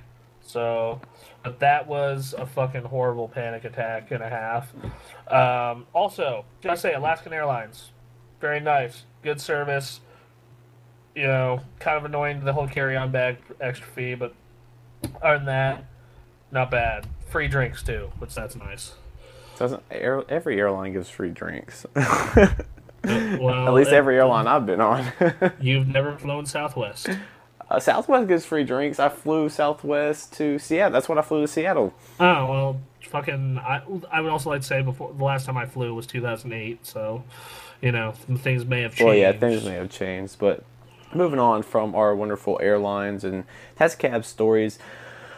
Oh, before PAX. I know we're going way back, but I completely forgot, and there's some things that need to come up. So, before PAX, that's the first day that I got there, which was the 28th, met up with a friend. She lived in Tacoma. We chilled for a little bit, and then met up with Emily and Sarah, and we just kind of walked around Seattle, whatever. Went to dinner.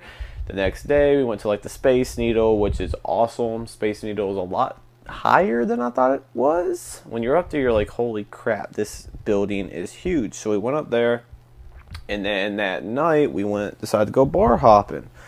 And we met up with Vanessa, which really cool. Met up with her at PAX and actually ran into her at the event afterwards in Burbank, completely unexpected because we never talked about what we were doing after PAX. So we're in the hotel lobby waiting to go to the studio, and she's standing there. And we're like, holy shit, I know you. But we started to go bar hopping, and I remember there's this one bar we went to called the Unicorn. So we go to the Unicorn, and they're like, yeah, you've got to have the unicorn jizz. And I'm like, what the hell's the unicorn jizz? It's so like, I don't remember what, Emily, do you remember what was in it? I don't remember what was in it, but it definitely didn't look like jizz, at least. Well, yeah, it was like, it had like a pinkish, like a dark pinkish look to it, but it was so good. I remember having 3 of them. I can't remember how many I had, but they were so good. Awesome. And then another thing that topped it off is they had a claw machine next to the bar. Claw machine full of sex toys. So they had like these big ass dildos and I would just like to say one thing I love about gay bars is in the gay community I'm what is known as a bear. It's basically a fat dude. You know, and I get free drinks just for being fat, and I'm like, I'm not gay, but thank you. Yeah. Yeah, I will make it clear I did not go there because it was a gay bar. I went there for the drink, but it was interesting. And then Emily got to experience something for her very first time afterwards. I'll let her go into that. Which part? Wasn't this Emily's first time fucking flying, or was that someone else? I think no. I've flown before. She was at PAX East. I just didn't know her at the time. Okay. I haven't. Well, yeah, Emily's experience with the sex shop. So, what do you think about your first sex shop adventure? Yeah, the sex shop was pretty bondage dominant. There was a lot of rope there and gas masks, and it was a pretty rough experience just because it was more so the dominatrix side of a sex store. I thought it was funny because Rob actually ended up buying something from there, like a gas mask. He bought a gas mask. I was like, oh my god, this dude. He's like, yeah, I'm gonna buy something. I'm like, no, he won't. Sure enough, this dude buys a gas mask. I was like, that's awesome. Oh, but yeah, it was kind of like I don't know, it may be different. Like we're going way off track, but it's unscripted access, so what else is new? But like over here, like it's a tradition on your 18th birthday to go to a sex shop. Like is yeah, everyone on their 18th either went there or they went and bought cigarettes. See, here in Nevada, it's a strip club. Unless you're like really sad and have a lot of money, then you go to the Moonlight Bunny Ranch. Which, if you don't know, it's one of the top whorehouses on the planet. See, I still have yet to go to a strip club, so next time, guys. Oh god, strip clubs are overrated. You should come out here. There's one literally 2 blocks away from my house. If we all make it out to CES. Yes, that is the place. Oh yeah, Vegas is the only place that has somewhat decent strip clubs. But even then, strip clubs are overrated. They're freaking they're cock teasers. That's all they are. You spend a bunch of money for nothing. Oh, I don't. I'm not stupid. Well, yeah. Most people though. Yeah, well, we're not getting into the whole. Well, it's a cock tease. I'll say it that way. But if you haven't experienced it yet, you need to have your first experience with it. Plus you're a female, so you'll have them all over you. Trust me. The thing is, I had my first experience with one when I was 17, because on Halloween, my friend Ben and I snuck into one. You snuck in? Yeah, we snuck in. How'd you sneak in? Crowd of people. I was in a Grim Reaper outfit. He was a cowboy. Oh my god! Wow. But it was Halloween. I'll definitely be at CES. Hopefully, all or most of the TGA staff will be there as well. We've got some time. That's January, so we'll see how things go. Hopefully we can get a sponsorship. Yes. Or in my and Anthony's case, I'll talk to my grandmother and see if she'll let me stay there, because she lives right outside of Vegas. So Yeah, we'll see what happens, but CES is always a blast. Well, I mean, always acts like I've been there year after year. CES this year was my first one, but it was so much fun. I cannot wait to go back. CES is really the only next big event. I mean, we've got New York Comic Con, and then we've got Spike VGAs, but after that, it's like it goes down to CES, which CES is awesome. It's a blast. So definitely looking forward to that. But yeah, that pretty much wraps up the whole PAX experience. Like I said, flew out from PAX to Burbank. Stay tuned to the site on the 12th, first thing in the morning. I'll have information and a preview on a game that's embargoed to the 12th, so check out that. Actually, I mean, by the time this podcast goes up, I'll probably be in San Francisco, but the night I'm actually, oh shit, I gotta get ready in 3.5 hours to fly out. Oh, ready in 2.5 hours, sorry, to fly out to San Francisco for another press event, which I don't think is embargoed, but just to be safe, I'm going to keep hush hush right now. But if there's an embargo, you'll hear more about that soon. Also, big announcement coming very, very soon. Stay tuned to that. It is massive, and it's all thanks to your guys' support. It's something we love you a long time. Yes, and you guys are gonna be shocked. It's huge. Just as a little hint to all of my Los Angeles people, I will be seeing a lot of you soon. So just as a little tease in there. I know you guys hate when I do that, but that's what I do. So anything else we want to bring? He's like a stripper. He's a giant tease. Yeah, I'm a stripper in the mind. I can. Don't get me going. A stripper in the mind. But anything else we want to bring up before we head into the comments and questions? Not that I can think of. Alrighty. And then also huge shout out to Rachel Moore as well. If you guys been following the coverage, Rachel Moore is who I partnered with for PAX Prime. She is awesome. She knows her shit. And she did amazing Catherine cosplay. Yeah, she did an incredible Catherine cosplay. The girl's legit. Be sure to check her out on Twitter. It's at the Rachel. Just type Rachel Moore on Google. You'll find her all over the place. She's awesome. Oh, I should probably announce this now. I've been roped into cosplaying at PAX Prime next year. I might as well announce it now. I'm going to be Silent Bob of Jay and Silent Bob from Kevin Smith movies. Oh, I can see you doing that so well. Dude, he's my celebrity lookalike. If I grow a beard and spike my hair, I look exactly like Kevin Smith. And my friend Quinn's going to be Jay. And then the next day we're going to do the Heavy from Team Fortress 2 and the Medic. Except I'm going to be wearing a tux with the big-ass gun, and he's going to be wearing a wedding dress. And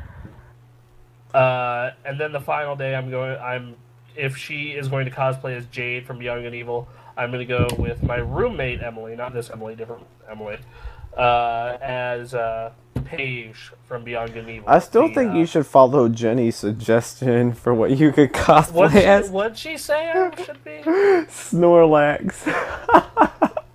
You know what? Yeah. You know what? We're Dude, doing it for charity. If the Gamer Access raises $500 when we do our thing in October, I will cosplay a Snorlax at PAX East if I can go to PAX East. Oh my god, when she said Snorlax, I was like, no, she didn't. I was like, that is classic. That was so freaking funny. Hey man, God. I've gone from $295 to $250. I'm feeling pretty good. Making progress, Bronson. I feel you, dude. I only have 60 more pounds to go to be the right weight for my height. 60 pounds, you'll be exactly where I'm at. I'm at 190. Yeah, and only 50 more pounds to go if I start fucking building muscle like I was in football. Because my football weight was 200, but I was built. Like, really built. Alright, so on to the comments and questions. Bronson. Oh, yes, I forgot that's me on the show. Sorry, get my shows mixed up. Oh, wow, we actually have quite a few. Hold on. That's always awesome. The more comments, more comments and questions, the better. Yeah, you guys on YouTube, come to the website, thegameraccess.com, and comment on the show there so you get your stuff read. Anyway, I'm not gonna bother looking for questions. I'm just gonna read what these people said. JSS Lifelike said, "So sad to see Nintendo Power go to the wayside." Yeah, kind of a bummer for me because I kind of grew up with it. Any other commentary on Nintendo Power? No? Yes? No. Alright. It's, pretty much, I'll just say it one more time, print media is dead. It's all about online and producing audio and video. That's what it's all about. Even, like, editorials going away. Yeah, that sucks for me, because really, I mean, writing is my only skill. That and a little bit of podcast stuff. Anyway, what? Unscripted Access episode? Under 2 hours? What is this black magic? We got lucky last week. And Jace responds to that with, "I knew I was the only one who enjoys the longer shows." Solid Kratos 963 says, "Hey Nick, please give me a shout out to Bronston because God damn it, because I want to see his reaction when he hears that someone says hello." Well, thank you for enjoying me as a person. And oh my god. I don't know, there's worse people you can role model yourself after for, I guess. But you spelled my name wrong. It's Bronson. No T. Bronson. That is hilarious. And once again, there are worse people you can role model yourself after for. But, I don't know, like, if you're still in high school, for the love of God, don't do what I did in high school. Like, get good grades. Go to a good college. Don't go to a shitty one like me. Yeah. Or in the case of Seattle, a okay one. Brush your teeth. Eat. Well, I brush my teeth. I don't eat vegetables, though. Giving advice. Anyway, Jay Sway says, "Yet another enjoyable episode of Unscripted Access and an incredible rant by Bronson." Ha ha ha ha. Bronson was getting the love. Yeah, I'm going to say this right now. If you all want to hear me rant, I'm considering doing a sideshow. So if you think that'd be cool... I think that'd be awesome. You did Bronson's rants. Like, just freaking go off. Just go on tirades, yeah, because, you know, like, once a week, I have a good angry Yeah, you always have rant something to rant about. So... I know it's bullshit how Microsoft essentially ran Rare into the ground as far as hosting. I say you both co-host it and see how it works. I wish everyone going to PAX safe travels. If you guys do another show before PAX, share my questions. Well, I guess we'll just pretend we haven't gone to PAX yet. Or answer what happened in the case of these. What are you most excited for about PAX? I was excited for the panels. What about you, Nick? For me, it was just... It's always the same thing. It's like, what are you most excited about? What's the best part of being part of these conventions?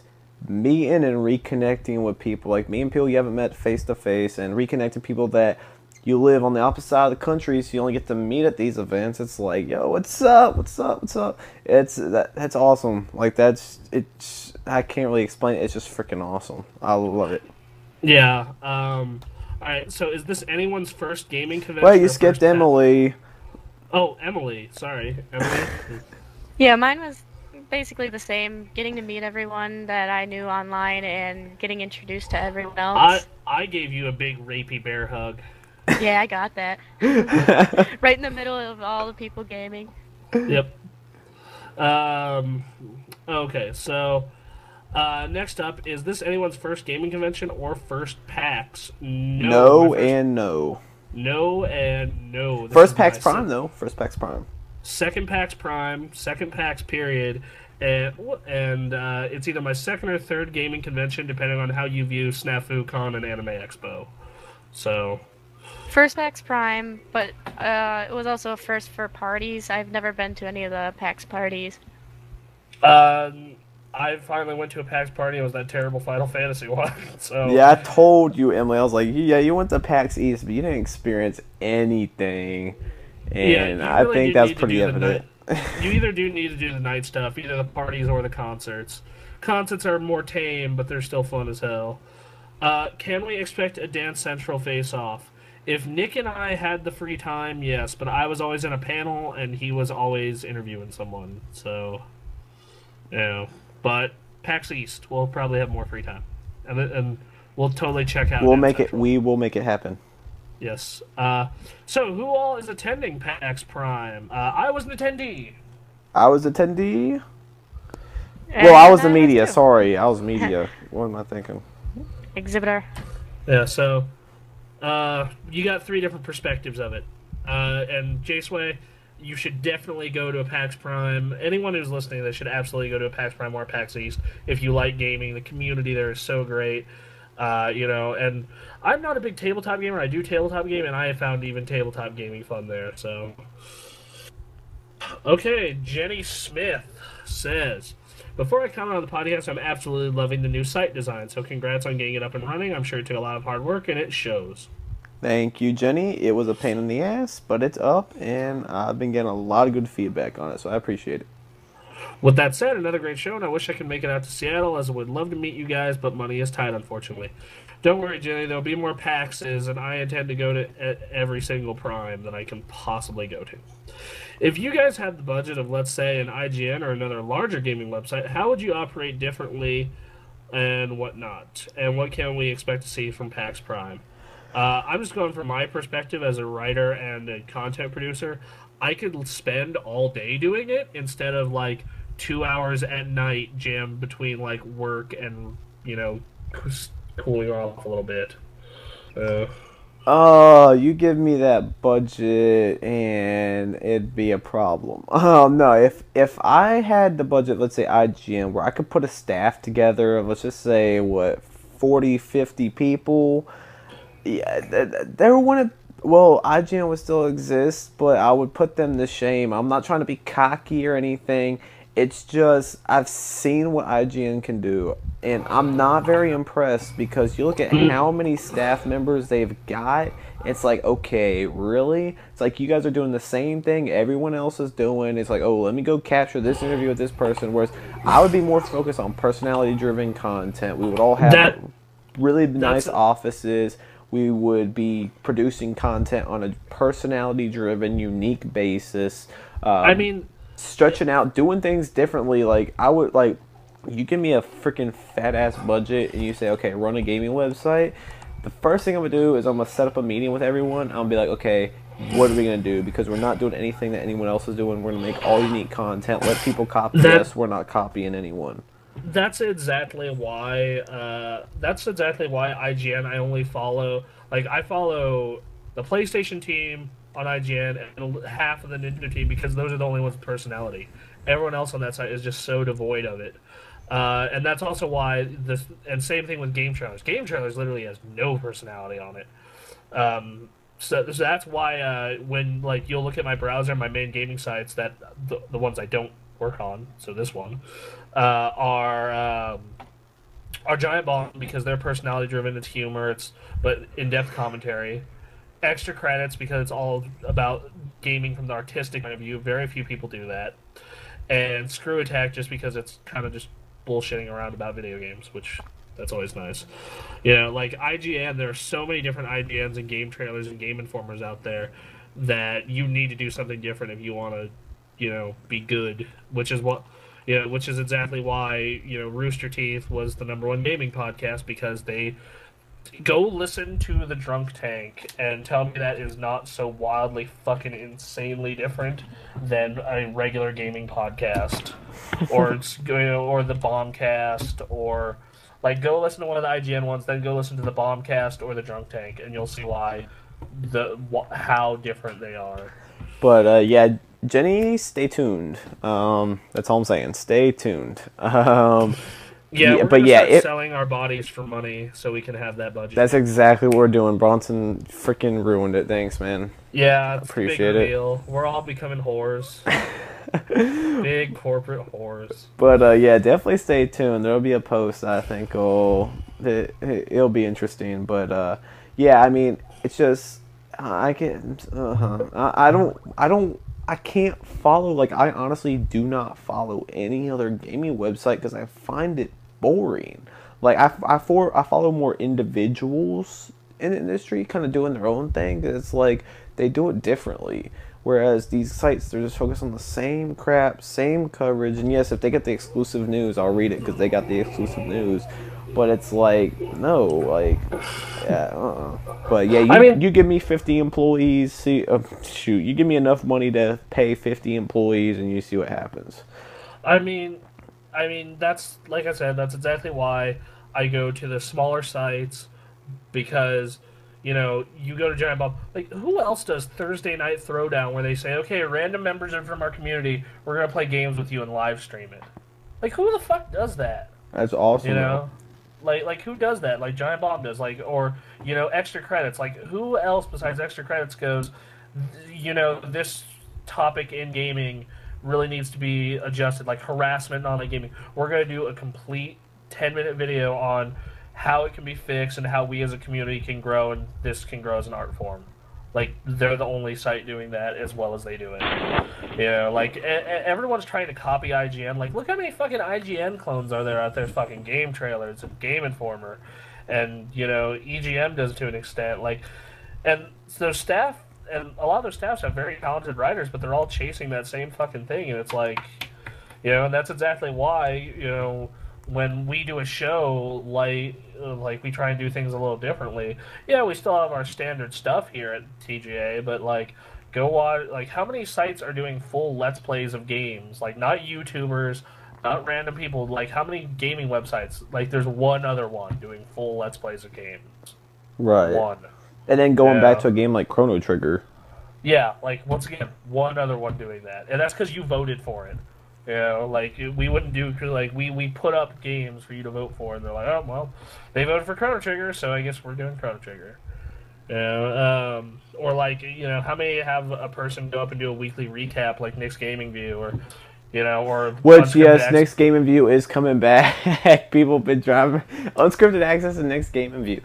Nick's Gaming View will be coming back, possibly, I'm going to aim for this weekend, so stay tuned to that. I miss doing the show, guys. I miss it. I will be back at it as soon as possible.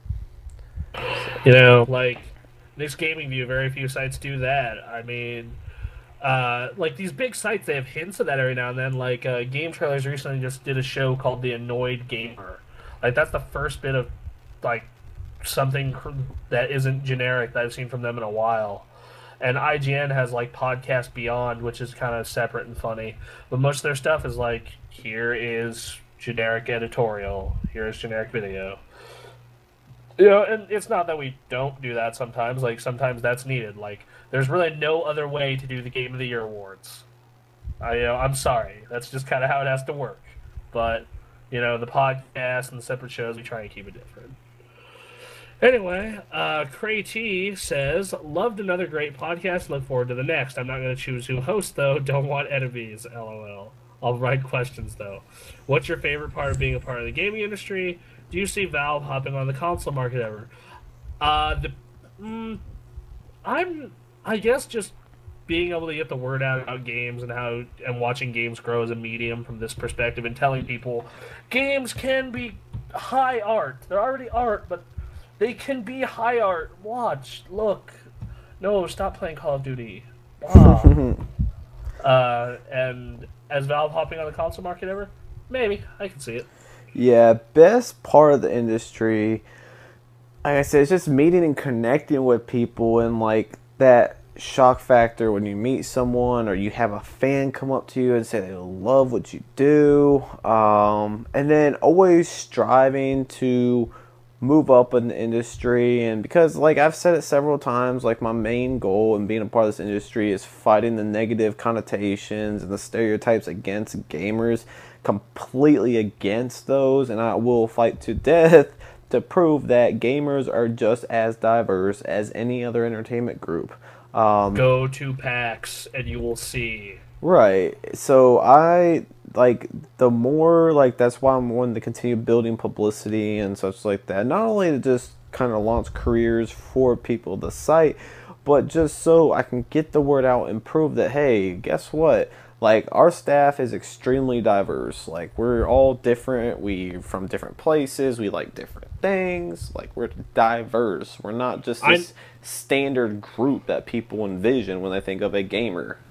I know Ashton and I were having that very same conversation when before the Gamecast this past week before recording it. We are like, man, like our staff is pretty good. Like Nick, he's pretty clean cut dude and nice guy and fucking, but like does journalism in a very professional manner. And then we're kind of nuts basically. We're just kind of nuts. Yeah, we're a little off the wall. Then you got kind of people in the middle and everywhere in between, and we're like, and that's good to have because then everyone gets their audience. Like if you like high art and crazy games, you read my shit. If you want, a more traditional mainstream point of view, there's Nick's view. And if you are a big person on like a certain style of gaming, there's probably someone on the staff that has been on the staff that shares your point of view. Yeah, it's just one of those things where it's like, when I got in this industry 4 years ago, I never would have envisioned, like, I never thought this industry was so awesome. It's like the deeper and deeper and deeper I get into it, the more I absolutely love the industry. I would, like, at this point, I'm not going to become, like, I'll be in this industry to death. I can't leave it. Yeah, I always wanted to be in it. I wanted to be in it when I was 14, and I started writing a blog on Red versus Blue. And then I stopped for a while, but then in high school, I met up with Ashton. He was Aaron at the time. And a bunch of other people. We made a small website, and over time, people left and whatnot. But it was me, Anthony, and Ashton working on that site. And then we transferred into the Gamer Access, and like I always loved giving my opinion on games and commentary about games and then seeing games grow as an art form. So it's really neat to, and, my plan was always going to probably be the standard plan, but, shit changes, and I'd love to see TGA grow into a major site. Like, my original plan was, okay, get through high school, go to college, get a journalism degree, go work for some minor publication, and then transfer into an IGN, a Kotaku, something like that, but... then I found the Gamer Access, and I'm trying to make the Gamer app grow as contribute as much as I can to TGA and make it become the next, game trailers, IGN, Giant Bomb size website that, gets a lot of promotions and, has a PAX panel and all that good shit. Yes, and all your guys' support helps contribute to that. So keep supporting, keep commenting, and please keep spreading the word. Even if you may be able to bring just 2 or 3 other people, that's 2 or 3 other people we didn't have before. So every single follower counts. I don't just look at the numbers, I look at who's following. I'd rather have 1,000 dedicated followers than 10,000 people that just kind of flip back and forth between the site. So tell your friends, tell your uncles, tell your mom, tell your grandparents. No, let them all know what the Gamer Access is all about. And if they're like my grandparents, they won't give a fuck, and they'll say, say go get a real job. If your grandparents are in the video games, they're freaking awesome. I'll say that. Some are. Like I've met grandparents like that. They're super cool. Like, like they. I have one. That's awesome. No one in my family like I don't know how I became such a huge nerd when no one else in my family is. Like every single person just like avoided that, and I just went straight to it. My grandpa basically started me on gaming back when I was like 8. My dad liked gaming, and he gamed with me, but he was not as big a nerd as I am. Like I like anime, I like comics, fucking, like I like all that shit.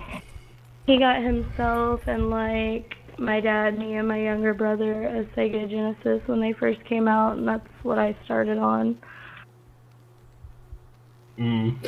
Yeah, I know, like, my dad played games a little bit, but other than him, like, and my cousins off and on, it's been mostly just me by myself and friends, because, just family isn't into it, But, next question is from Lambo91. How much do you think next gen games will cost individually? I think a game will be $70.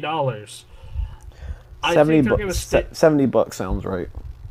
I think they're going to stay at $60 because I think that the market can already barely take $60.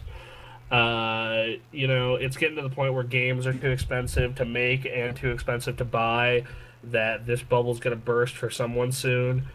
I mean, there's like we've had this rant before. Like, too many developers are making generic same shit at way too high of a budget that don't sell, and they wonder why they're fucking bankrupt, instead of making a creative game that has an interesting concept with their lower budget and just putting it out there and seeing what happens, a la Demon Souls, Catherine, would be another good example, Infamous even, like, so, yeah. I think budgets are getting, like, that's a whole, we'll save that for Bronson's Rants. It'll be an audio show, or maybe a video show. How many of you would like to see me sing in a chair in my bedroom? Because I don't have a green screen, so it'd just be me sitting in a chair, ranting, or maybe in front of a podium if I could find one. Bronson a podium. Oh my god, that'd be awesome. It'd be like the Jimquisition if you ever watched that. You've got to get a podium, dude. That would be awesome. How much does a podium even cost? Like a small portable podium? I'm sure you can get one for like 20. What's on Craigslist? Like $10-$20. That would be perfect, dude. How many people rant on a podium? So there you go. So See, that's how our shows come about on the Gamer Access. They just freaking come out of nowhere. Yeah, honestly, like I just kind of go to Nick. I'm like, hey, I have this idea, and he tells me if it's good or not, and then I throw it to everyone else, and then they tell me if it's good or not. Then we start it. Yeah, that's how we do, man. Yeah, like I have this idea for top games listing that I'm kind of working on. I'm waiting till we can get the whole staff together 1 week, whenever the fuck that happens, to pitch it. So, but anyway, next question is, unless they answer, do you think it'll go up to 70, Emily or Bridget? Probably. Yeah, I think it will. It's just because it's a new platform, so they've invested a ton of money into building these new engines, and it's like, I think it's gonna be 70, man. I can see it, $69.99. I can see it. All right. Okay, so his next question was, do you think we need a new game genre? I think it would be awesome if game developers create a new genre. That is somewhat a genre that teaches you how to say, let's do cooking, for example. An individual game that teaches you how to cook. It takes place in a restaurant. All the equipment is there. At first, the game gives you instructions how to cook. As the game goes on, you give your food made to the waitress, so the waitress can give it to customers that are waiting for their food. Your job is to cook only, get experience points that the customers like, and you can upgrade or buy new equipment. Next-gen game can pull out pretty well with amazing details and graphics. And the objective of the game is to teach you how to cook, give specific details step by step. The genre could include cooking, fixing cars, fixing airplanes. It's just an educational genre that give opportunities, learning in multiple tasks, and build real life skills. There are games like this that exist. They do that. Yeah, these exist. Cooking Mama. Cooking Mama. No, I'm just... But the problem with these games is they try and shoehorn education into a game. Well, yeah, that's the problem. There's a difference between educating and trying to be entertaining. What they try to do is they try to educate, but then they try to make it entertaining in a way that it defeats the education aspect. There's actually an episode of Extra Credits that I recommend you go check out. I'm gonna look it up right now, but basically what it is it's using games as a teaching tool, and they talk about the way you have to teach with games is through what is known as tangential learning, which is, hey, I found Call of Duty 2 to be really interesting. I'm going to go look up more World War II battles, or something similar to that. Yeah, okay. Go to pennyarcade.com, go to pennyarcade.com, then go to PATV, then click on Extra Credits, then go to Season 2, Episode 9, Tangential Learning. It'll basically fill you in on how games have to teach. Now, you can gamify education, which that's something totally different.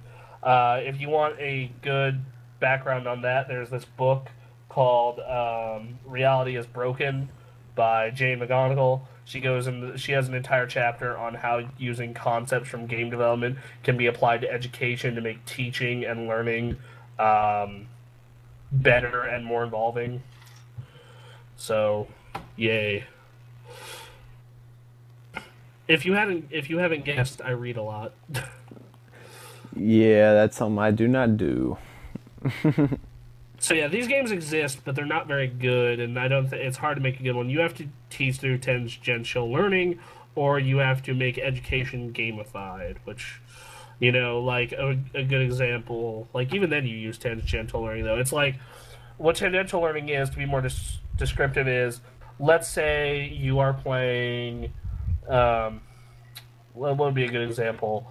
Final Fantasy, and you hear something about a religious reference. There's tons of religious references in the Final Fantasy games. For the love of Christ, one of the summons is named Shiva. So let's say you look up, you've heard the name Shiva before, and you go look it up, and you find out that it's a Hindu god, and you start looking up stuff like that. That's tangential learning. Or you found God of War interesting, so you're going to learn about Greek mythology. Like, that's how you have to teach the games. There's no other way to do it if you want to make the game entertaining. This is part of the reason why I was hired, everyone. I know a lot of shit. Okay, so, System Gamer says, hope you guys know Nintendo never attends TGS. Instead, Nintendo has something else they go to called Spaceland.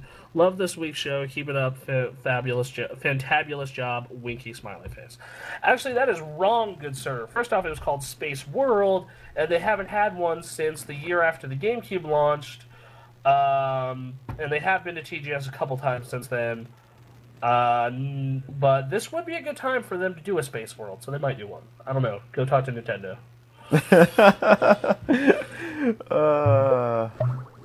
Only I would know that. Yeah, I didn't even know that one, so I'm learning here, guys. Alright, Turnaround Shot. I believe we know him. Yeah, he's come in a couple times. Anyway, he says, hasn't been an Unscripted Access in a while, but I'm sure it's because of PAX and everything else going on. But I want to drop in and congratulate Nick and Rachel on their incredible coverage, and that's just 2 people. What all was involved in making this possible, and what was it like working with Rachel?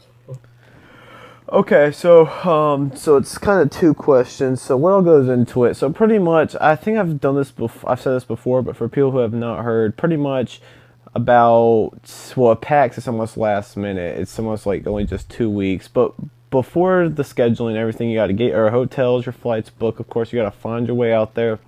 But then when it comes down to like interviews, PAX, a lot of companies wait to the last minute. Like I'm talking about 2 weeks to a week before the event, whereas E3 usually starts about a month and a half, CES about a month and a half to a month.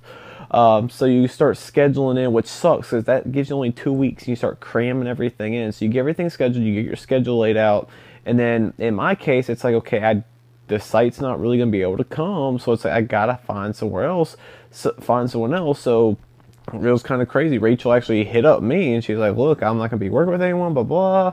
What are your plans? And I was like, well, that's just freaking perfect. So Rachel and I began working together and we started contacting each other and we're like, all right, cool. We'll cover PAX together. So we get the schedule laid out, we get it there, we get everything arranged, and when you're on the show floor, you make sure you meet your meetings, because if you don't make your meetings, it makes you look unprofessional, and the companies remember that, because they're taking time out of their day to talk with you, and if you don't show up, it gives you a bad look, so you have to make sure you make your meetings. And the really bad thing is if you miss one, well, guess what? It's a staircase. You just miss your next one, and you miss your next one. So that's a really bad thing. It's happened a couple times to me, and the best thing you can do in that situation is if you do miss a meeting and you're going to miss the other ones, contact them immediately, just so they know. Luckily, we were running late. Luckily, it was only our last meeting, so thankfully I was able to call the guy, look, we're going to be like 15-20 minutes. He's like, all right, cool, I appreciate the call, and we were cool. Whereas if you don't let them know, you kind of show up, they might be like, oh, well, your meeting was 20 minutes ago. So just keep in communication with them. But yeah, and then you cover the event, and then afterwards we went back to the room, and I did some video editing and just got the videos up as much as I could, then went to the parties and slept. But what it was like working with Rachel, she was awesome. It's not the first time I've met Rachel. I've met her several times. She's awesome. And then working with her was also really cool as well. I never really spent time with her on the convention floor. It was always at parties or just like dinners and stuff like that. So I never really experienced what it's like to work with her. She's amazing. She knows her stuff. She's awesome on camera. And there wasn't really any guidance needed. I mean, she's been in the industry twice as long as I have, which is hard to believe, but yeah, she's been in it for 8 years. So being able to work with someone that's that experienced and other stuff, it was awesome. And I will definitely, I mean, a lot of people, I mean, people have loved what they've seen. So I'm sure this won't be the last time I work with her. And we're keeping in touch. And you can expect to see more down the future. So glad to hear you guys. Glad to hear you guys like the footage, though. That is awesome. We put that's what makes it worth it. The hours and days and nights going into making sure our coverage is solid. To hear you guys liking the content is what makes it worth it. So thank you guys a ton. You guys are awesome. I'll say this once again. Reason that I wasn't in coverage is PAX is my vacation. It's the one event I won't cover because fucking, once again, I like to take that one as a vacation and just go and experience it. I love the community there. But I watched all the videos that Nick took and I thought they were all great. So yeah, and thanks for the support, everyone. Like, we love any bit of support we can get. I did this a long time with very little, and just having some now is nice to have. I guess that's it for questions. Yeah, so that's pretty much it for Unscripted Access episode number 20. Got any last words or comments before we close it out? I said I'd do this, so happy birthday to my friend Tori Laughlin of Reno, Nevada. So I wish her a happy birthday on the show. So, yeah. Happy birthday, Tori. Yep. So, cool. Anything else anyone wants to say before we close out our After PAX Prime special episode number 20? Go to PAX. Go. Yes, go to PAX and hit us up, please. Yeah, if you're going to PAX, you guys got time to prepare for it, hit us up, and I will make sure that we have time. While our schedule's busy, I will make sure there's time to catch up. And some of the parties, I'm giving like 15 invites. So, I mean, if there's a party you want to go to, and depending on the staff, I mean, we don't have 15 staff members. I can slide you guys in the parties. If you're a fan, I'd be more than happy to get you guys in. And you know what? You can't get a party, don't want to go to a party? I'm always at the concerts. I always love to chat. And if it's the Proto Men, you can fucking headbang with me. It'll be rad. Yes, and we can always get a dinner together too, so that would be awesome. Yeah, that too. Fucking love the Cheesecake Factory. Love the steak places there. It's a great place to eat. So we've got some time. Start doing your planning, and we'll definitely be there. So don't worry about us. It's just all on you. Make it out there, please. Yep. Great trip. So, but, all right. Thanks, everybody. That concludes episode number 20. Check back next week. The show's going back to its weekly routine. Sorry about the whole 2-3 week hiatus. Just going to PAX. Going to California, coming back, and then we had to reschedule this earlier than expected because I fly out. I have to start getting ready in less than 2 hours now.